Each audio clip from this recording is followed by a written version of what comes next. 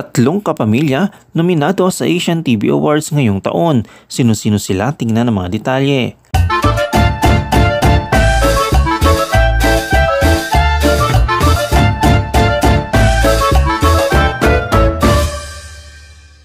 Nagpapakita ng pasasalamat si Melanie Cantiveros, isang TV host comedian dahil sa kanyang pagkakasama sa mga nominado sa 28th Asian Television Awards. Si Melanie ay nominado sa kategoryang Best Quiz or Game Show Host dahil sa kanyang mahusay na pag-host ng You're the Boss ng Pi Channel. Noong November 21, 2023, ipinahayag ni Melanie sa kanyang Instagram ang kanyang kaligayahan at pasasalamat sa tinatawag niyang karangalang matanggap niya ngayong taon. Sa caption nito ay sa kanyang post, mababasa ang mga salitang Kansami sa nomination na ito. Kung sino ka man na nag-nominate sa akin, Kansami da waka waka Ito ang unang beses na siya ay nominado kaya lubos ang kanyang kasiyahan. Dagdag pa niya, isang karangalan talaga. Dati sa classroom nomination lang ako nang nominate bilang muse, tapos lagi patalo. Well deserved naman, but anyway, salamat sa Asian Television Awards na ito. Pupunta ako San Man to first time ko to kahit matalo at least na nominate.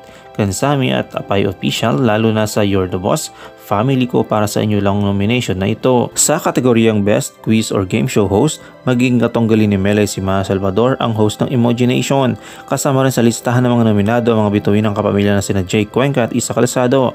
Si Jake ay nominado para sa Best Leading Male Performance sa Digital habang si Isa naman ay nominado para sa Best Leading Female Performance sa Digital dahil sa kanilang mahusay na pagganap sa view series na K-Love. Kabilang din sa mga nominado ang programa sa Corina Sanchez na Corina Interviews na pasok sa kategoryang Best Talk Show. Bukod dito, si Corina mismo ay nominado bilang Best Current Affairs Presenter. Narito ang listahan ng iba pang mga personalidad at palabas na Pinoy na nominado sa Asian Television Awards 2023.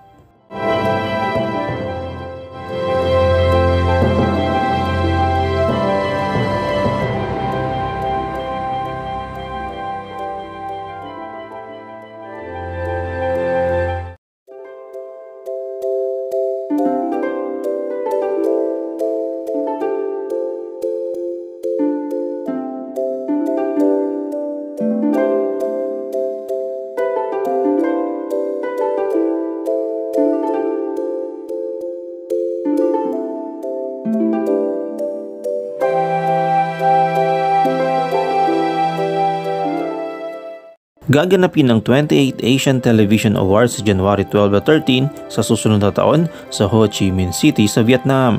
Ano ang iyong komento kaugnay dito? Shoutout tayo kay Helene Alarba, kay Gloria Tortuga at kay Cherry Paular. I-comment mo lang ang inyong opinion sa comment section at huwag kalimutang i-like, i-follow, i-subscribe ang bcgram.net para sa mga latest happenings.